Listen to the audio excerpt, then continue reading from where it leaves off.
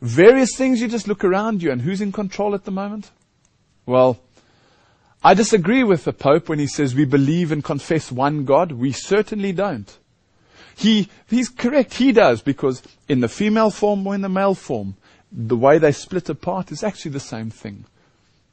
This newspaper article shows an image of Pope Benedict. Muslims are hopeful despite new popes' past writings.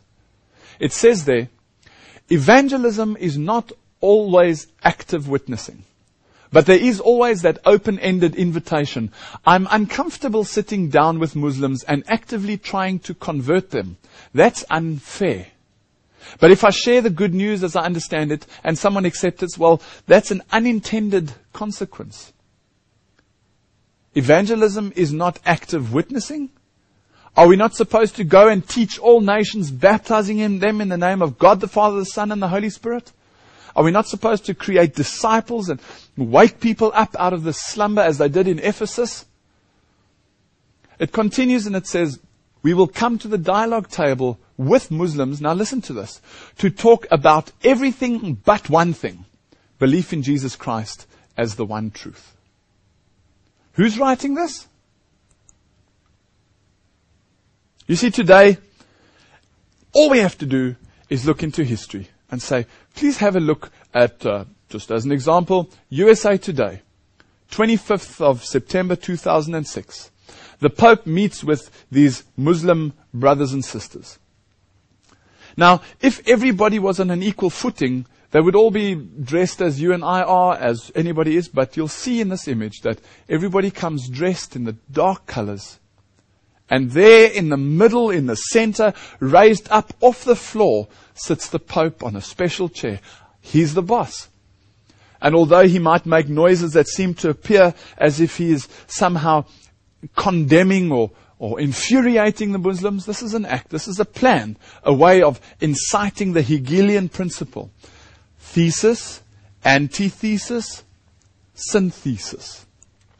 MSNBC explains, the Pope prays during a visit to Istanbul Mosque. As he's traveling around, he has the right, as it is part of the same religion, to bow and pray in the same area as what devout Muslims are doing. Inside, this is the same religion.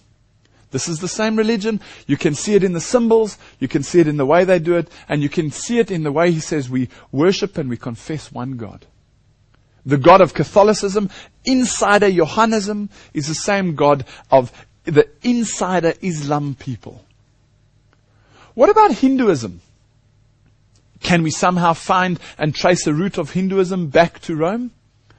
Well, this quote from hinduwisdom.info explains a lot. It says, Hindus worship the nameless and formless supreme reality, Brahm.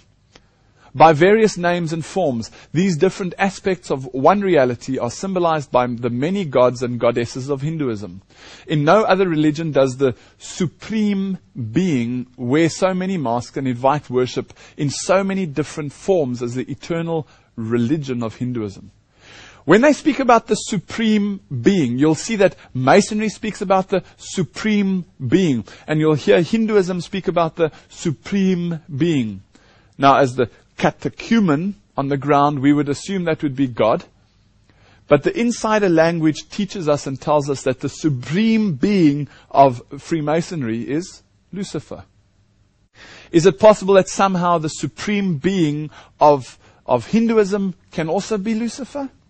Well, I'm not sure. Let's go and check. Let's go back to the source of all sources of the occult world, Helena Petrovna Blavatsky. She says in Isis Unveiled that the Isis of the Hindus is called Mother of an Incarnated God, the Mother of Krishna, Virgin Most Chaste, Virgin Trigana, Virgin, the Celestial Light, and the Queen of Heaven. Does this sound familiar? Does it somehow sound similar to the Queen or the Virgin Mary or the Mother of God, the Queen of Heaven? What Hindus are worshipping, unbeknown to the members, is the same as what Isis was in the ancient pagan religions. This is the Queen of Heaven, the female version of the male Lucifer. If we go back into the Hindu books and we have a look at the infinite grace of images, the spirit of modern India explains that a Hindu Ishvara, which is their supreme God, is not a jealous God because all gods are aspects of him. This is a bit of a challenge because it cannot be the biblical God, because the biblical God says in Exodus 34 verse 14 that thou shalt not worship no other God, for I am a jealous God. If the biblical God is a jealous God and the Hindu God says he's not a jealous God, well, how many forces are there in the world? The way I understand it, there's only two, good and evil. Good, in the form of God, Jesus Christ, can only come in the form of God. Evil, however, can come in the form of good and evil. So here, where he says, I am not a jealous God, this God of the Hindus, we just have to look a bit further and go back into Hindu wisdom and have a look. It says, Lord Shiva, he is the totality of existence, male and female, light and dark, creation and destruction. Shiva is shown in various ways. Shiva, another well-known name, is Yogi Raja, i.e., the Lord of Yoga. If you wanted to know if there's anything wrong with yoga, you just got to look at who the God of Yoga is, or the Lord of Yoga. Who is it? Well, let's ask Anton LaVey, who is the head of the Church of Satan, or was at least. He says, there is no contradiction here, for Set is the Egyptian devil and Shiva is the Indian god of destruction. Both names, Set and Shiva, are also listed in the Satanic Bible as another name for Satan.